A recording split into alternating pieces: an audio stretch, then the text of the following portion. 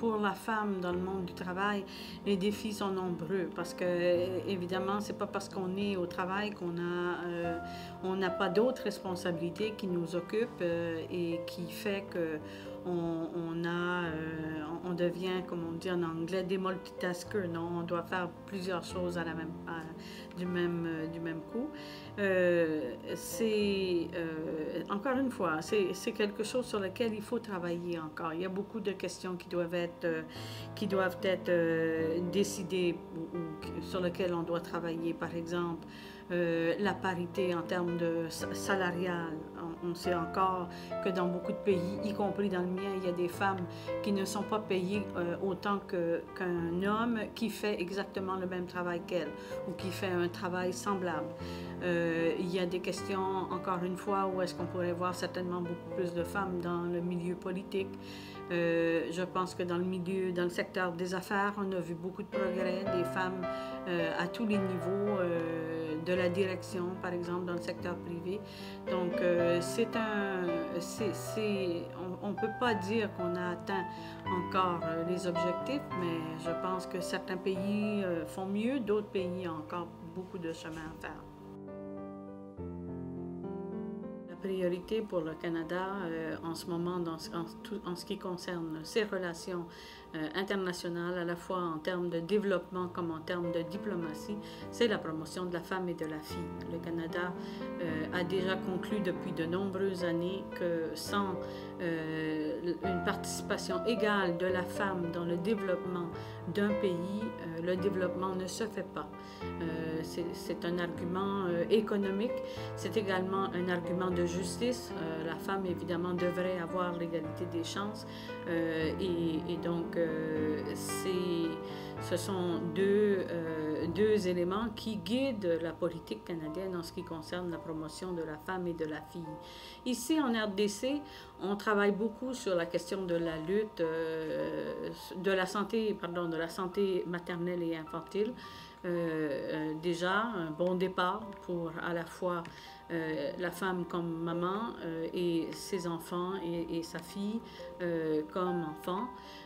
On travaille beaucoup aussi sur la lutte contre les violences sexuelles parce qu'une femme qui ne réussit pas, qui est victime de ces actes, de ces atrocités, ne peut pas s'épanouir pleinement et donc a besoin d'un accompagnement que le Canada fournit à travers d'un projet qui touche à la fois l'aide médicale, l'aide psychosociale, l'aide pour l'intégration économique de la survivante et l'impunité aussi, mettre fin à l'impunité, donc travailler avec la police et les magistrats pour assurer que les coupables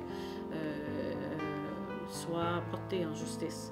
Un autre thème sur lequel le Canada travaille également, pas nécessairement directement, mais via des agences. On a, par exemple, à travers l'Organisation internationale de la francophonie, développé un fonds pour encourager l'entrepreneuriat de la femme à travers les pays francophones. Donc la RDC en serait un bénéficiaire. On est également en ce moment en train de travailler justement sur le développement d'un programme, d'un projet qui justement viserait à faciliter l'entrepreneuriat de la femme.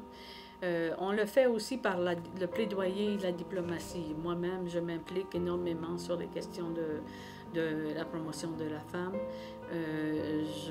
J'essaie de démontrer, peut-être par mon exemple, autant que par des actions plus concrètes, comment la femme peut s'affirmer dans son monde et peut devenir un acteur de changement pour assurer l'égalité des sexes.